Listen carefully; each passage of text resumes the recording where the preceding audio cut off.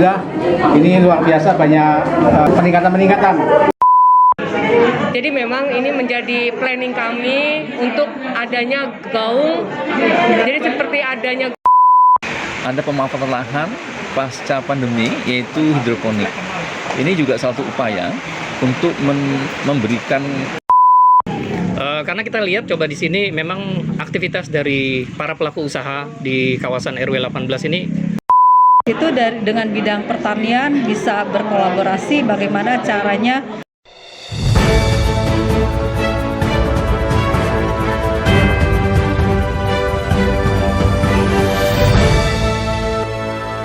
UMKM dan ekonomi kreatif di wilayah RW 18 Prima Harapan, Bekasi Utara menggelar pameran produk UMKM dan ekonomi kreatif warganya di kantor RW 18 pada tanggal 12 Desember 2021. Produk yang ditampilkan antara lain kuliner makanan minuman dan non-makanan dan perkembangan tanaman obat keluarga atau toga, serta hidroponik di wilayah RW 18 sebagai salah satu ketahanan pangan dan kemandirian ekonomi warga. Ya sahabat Fakta TV, faktaintegritas.id, kita langsung ketemu dengan anggota Dewan dari DPRD Kota Bekasi, Komisi 2, Bapak Ustadz Saifuddin. Pak Ustadz, mohon izin Pak, tadi kan Bapak hadir di acara UMKM RW 18. Nah, kira-kira support dari DPRD seperti apa Pak? Ya, assalamualaikum warahmatullahi wabarakatuh. Terima kasih. Ini luar biasa kegiatan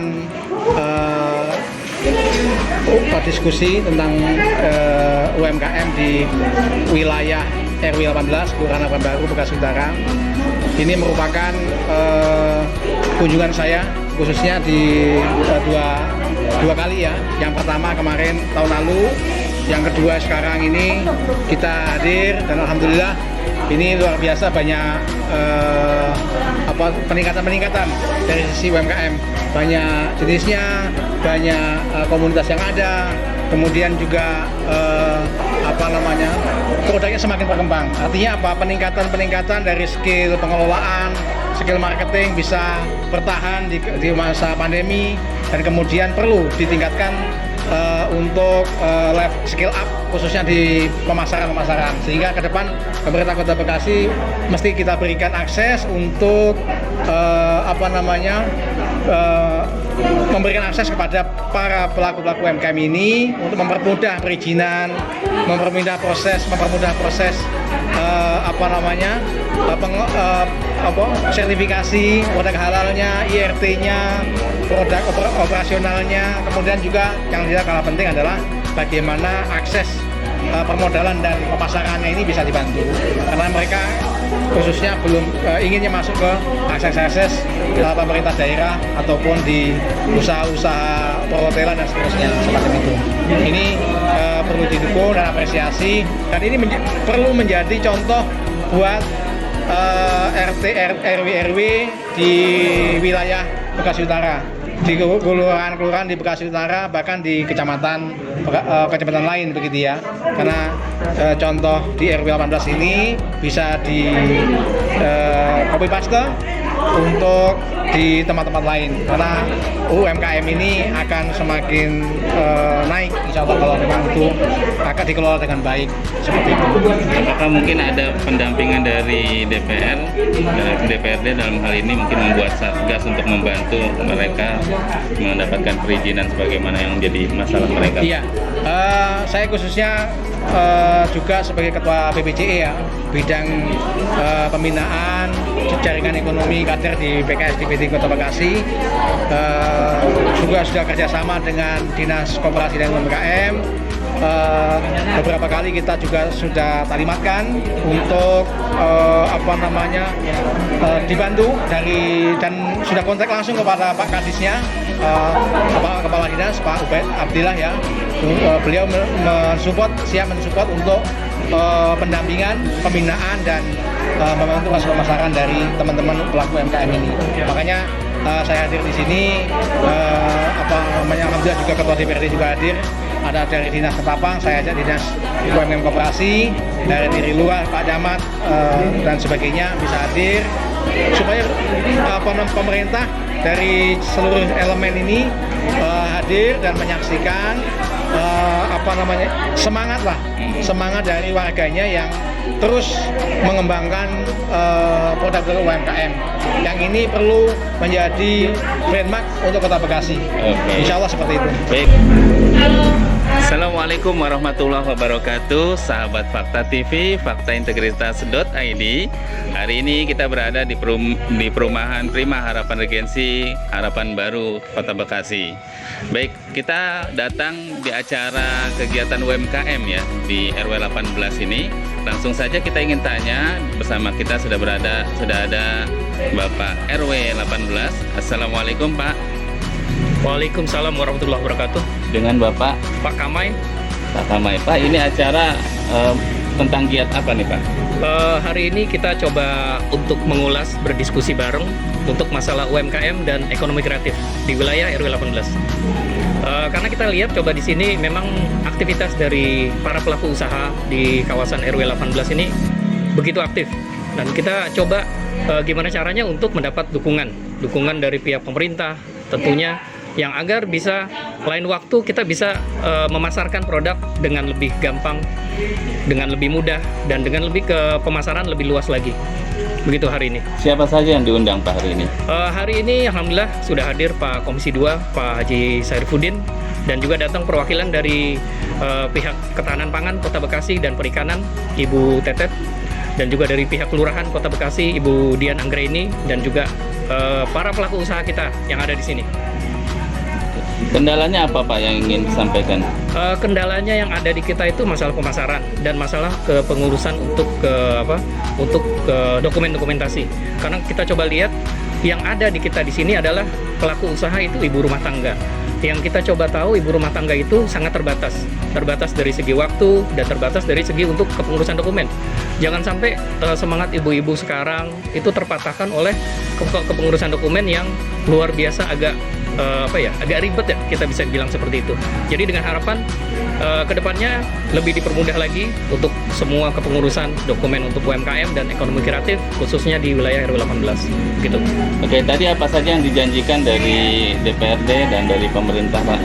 Alhamdulillah tadi kita sudah berdiskusi dengan Pak Dewan dan pihak pemerintah, dan beliau berjanji untuk mempermudah segala kepengurusan dan juga mempermudah untuk cara pemasaran kita yang akan lebih luas lagi untuk ke depannya gitu. Ya mudah-mudahan bisa terrealisasi. Boleh tahu produknya apa saja Pak yang sudah? Kalau di sini kita produk banyak, dari UMKM makanan itu ada kita bolen boleh diaduk, itu kualitasnya seperti apa, dan juga soma yang sudah diekspor juga ke luar negeri, dan juga kerajinan handcraft yang ada di sini yang sudah tadi dipaparkan itu sudah coba diekspor. Dan juga kita di sini ada beberapa produk tumbuhan hidroponik dan juga ada perikanan. Jadi dalam lingkup RW, alhamdulillah kita banyak sekali produk yang kita bisa gali, kita bisa pasarkan, kita bisa eksplor, yang mudah-mudahan bisa kedepannya bisa lebih luas lagi gitu. Oke, rencana ke depan apa Pak yang mau dibangun? Rencana ke depan kita coba minta dukungan untuk greenhouse hidroponik di sini, dan itu akan kita coba manfaatkan. Kita akan membuat salah satu galeri UMKM di sebelah greenhouse hidroponik. Insya Allah akan bisa lebih menyalurkan pemasaran dalam skala di RT, RW, dan kelurahan, yang mudah-mudahan bisa terrealisasi.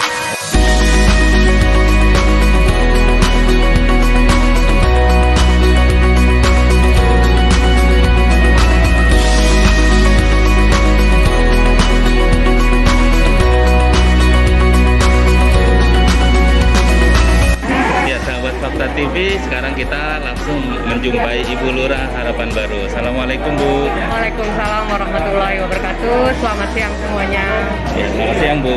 Bu, kondisi kegiatan yang ada di RW 18 ini seperti apa Ibu menyikapinya Bu? Luar biasa, hari ini saya mengapresiasi kegiatan yang sudah berjalan. Ini sudah yang ketiga kali Pak. Jadi memang ini menjadi planning kami untuk adanya gaung Jadi seperti adanya gaung UMKM, adanya Gema UMKM yang memang di sini tuh banyak banget potensi ibu-ibu kita, ibu-ibu masyarakat di RW 18 yang memang luar biasa kita gali potensinya untuk memperbaiki perekonomian tentunya UMKM ini. Oke, kalau dari kelurahan sendiri seperti apa supportnya, Bu? Supportnya kami tetap bersinergi, memberikan sosialisasi, pelatihan terhadap kepada ketua RW, terhadap masyarakat yang memang ini merupakan pilot project kami. Dan ini hari ini terbukti memang banyak warga saya yang mempunyai kemampuan lebih dalam hal UMKM. Cuma tadi kendalanya di perizinan katanya Bu rata-rata, Bu. Seperti apa Ibu? Iya, perizinan ini memang saat ini kita sudah 8 yang halal dan memang saat ini lagi sedang progres, Pak. Tidak ada masalah sebenarnya, tapi karena kemarin itu terhenti dengan COVID, kita fokus dengan COVID, jadi tetapi tidak mengurangi rasa semangat kami semua yang ada di sini. Oke, kedepannya harapannya seperti apa, Bu? Tentunya tidak stuck sampai di sini, tentunya marketing, pemasaran, dan UMKM-nya terus bertambah.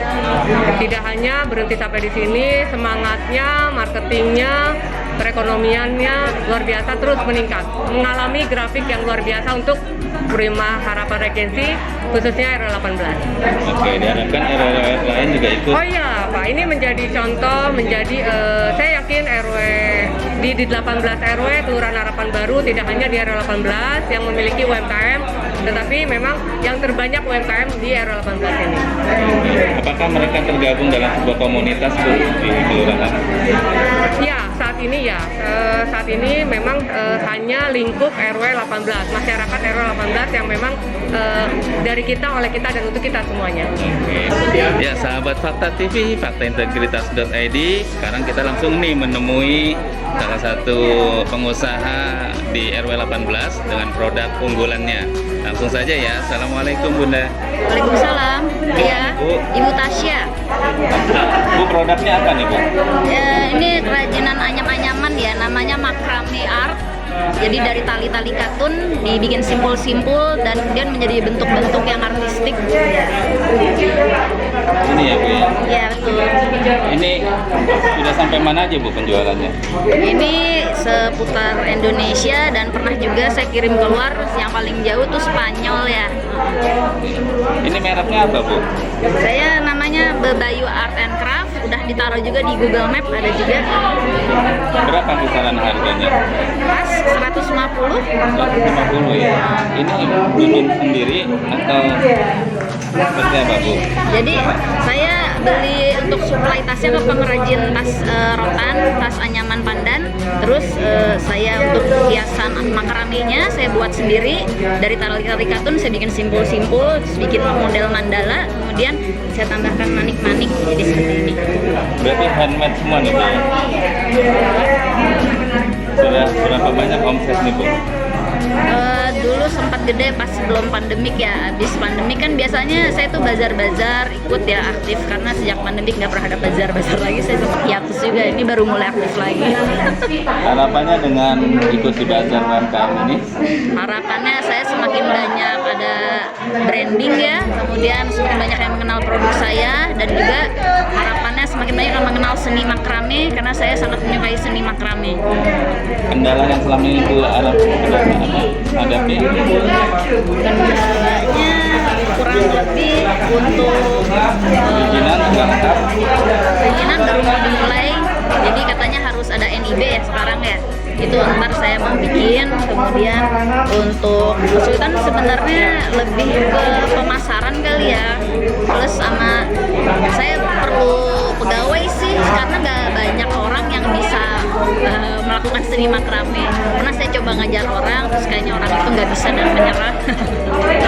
Jadi, tapi saya juga pernah ngajar ke mahasiswa dan dia suka juga, cuman dia di Karawang jauh, dan dia akhirnya dia punya usaha sendiri, dia terus spesialisasi bikin tas-tas dari anyaman makrame. Oke, terima kasih, Bu. Itu aja, Pak. Assalamualaikum warahmatullahi wabarakatuh. Perkenalkan, nama saya Agus. Kebetulan saya di lingkungan RW 018 ini ditunjuk untuk bisa menunjukkan mempelajari sistem hidroponik yang saat ini bisa dikenal urban farming istilahnya gitu kan. Nah, hidroponik ini begitu sangat luar biasa sekali dalam memanfaatkan lahan terbatas, karena memang kita tahu sendiri bahwa lahan di kota Bekasi secara khusus gitu kan sangat sulit, dan tentunya di kota biayanya lebih mahal.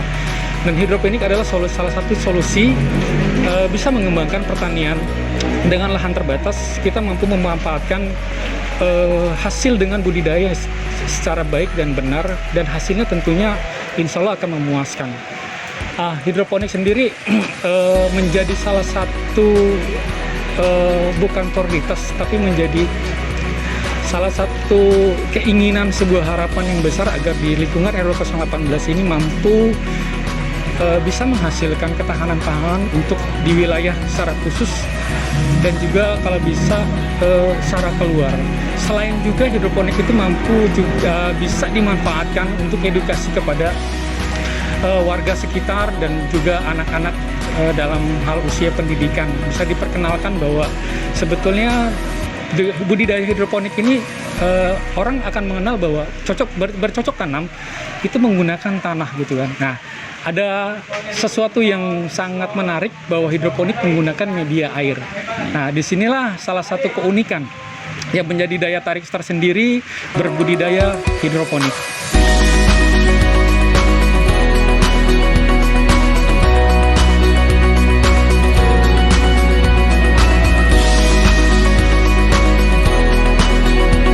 Ya, langsung saja kita menjumpai Ketua DPRD Kota Bekasi, Bang Khairuman. Assalamualaikum Bang. Waalaikumsalam warahmatullahi wabarakatuh. Ini ada di acara UMKM RW 18. Iya. Ya, apa pesan dan kesannya Bang? Jadi yang pertama, saya melihat upaya sungguh-sungguh dari khususnya Ketua RW dalam memberdayakan masyarakat, membentuk satu pola hidup yang bersih dan sehat. Di mana pertama pengelolaan lingkungan dulu. Ini ada mijel yang pertama, mengolah mijel untuk kemudian distorkan. Mereka tidak membuang sembarangan, tapi dikumpulkan lalu kemudian bisa diolah menjadi biodiesel. Ada pemanfaatan lahan pasca pandemi, yaitu hidroponik. Ini juga salah satu upaya untuk memberikan ketangguhan bagi ibu rumah tangga khususnya yang terhantam pandemi, sehingga dapat memanfaatkan lahan-lahan yang selama ini tidak produktif menjadi lahan produktif. Nah, hidroponik di samping memanfaatkan lahan juga membentuk pola hidup yang sehat tadi. Karena dengan hidroponik kita tidak lagi menggunakan insektisida yang selama ini menjadi problem utama pada saat kita konsumsi sayuran.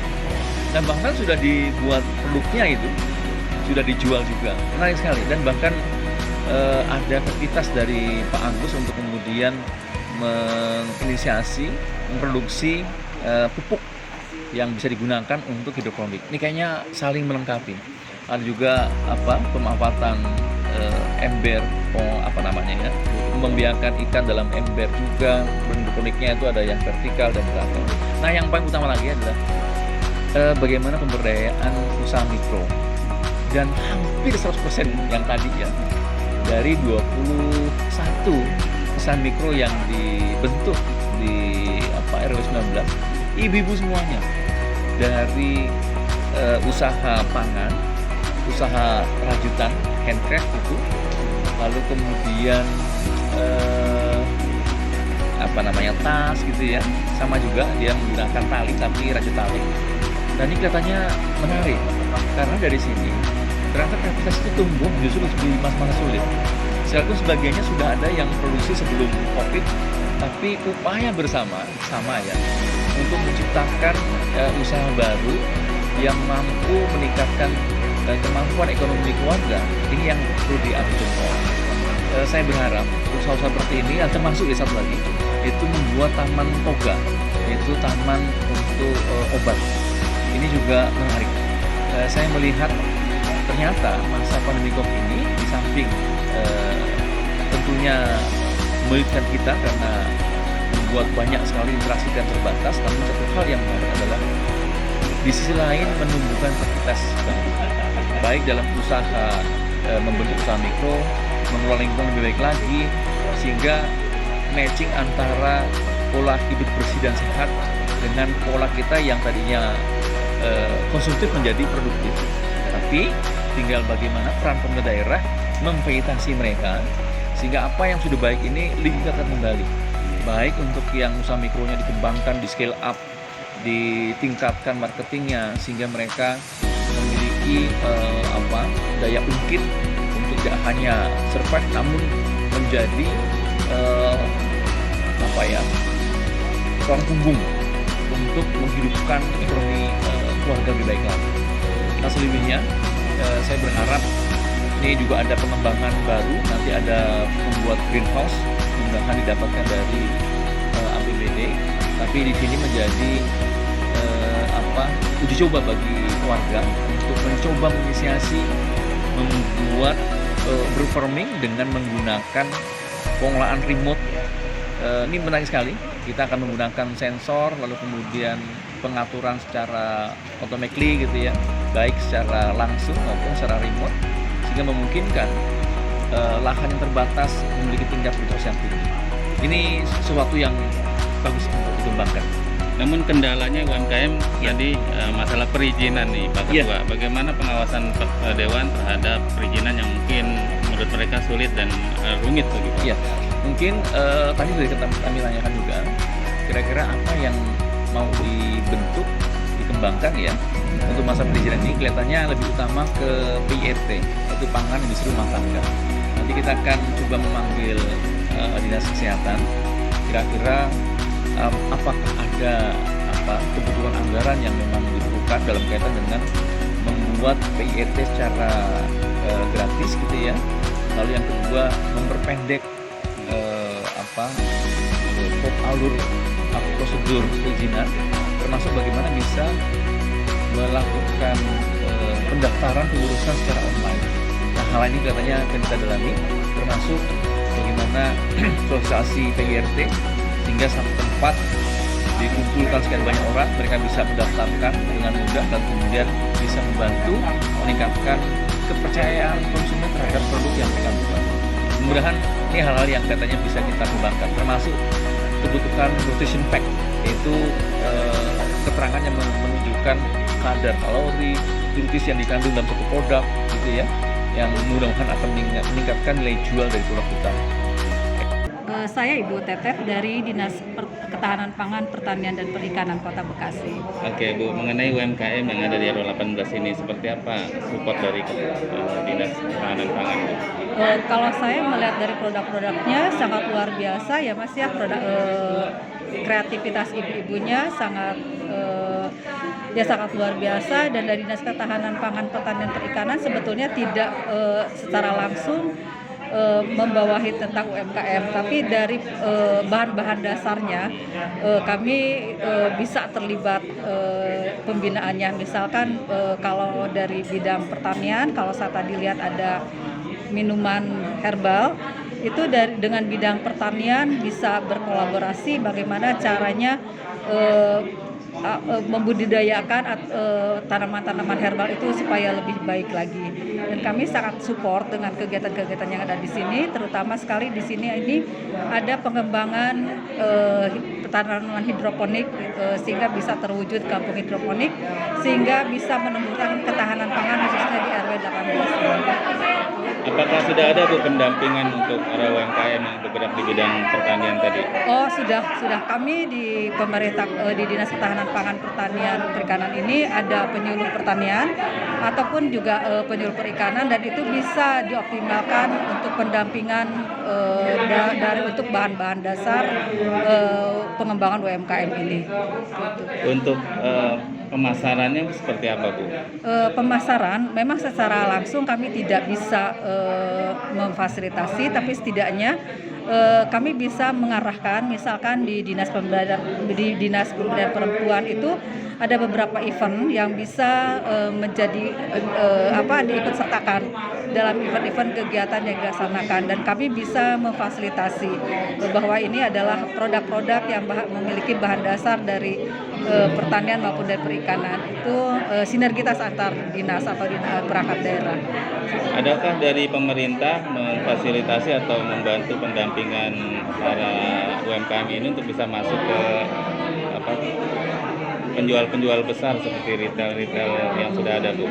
Secara langsung memang kami belum ada, tapi setidaknya kami bisa memfasilitasi masalah keamanan pangan itu sendiri, bahwa memang ini layak untuk masuk ke pangsa pasar yang lebih luas lagi.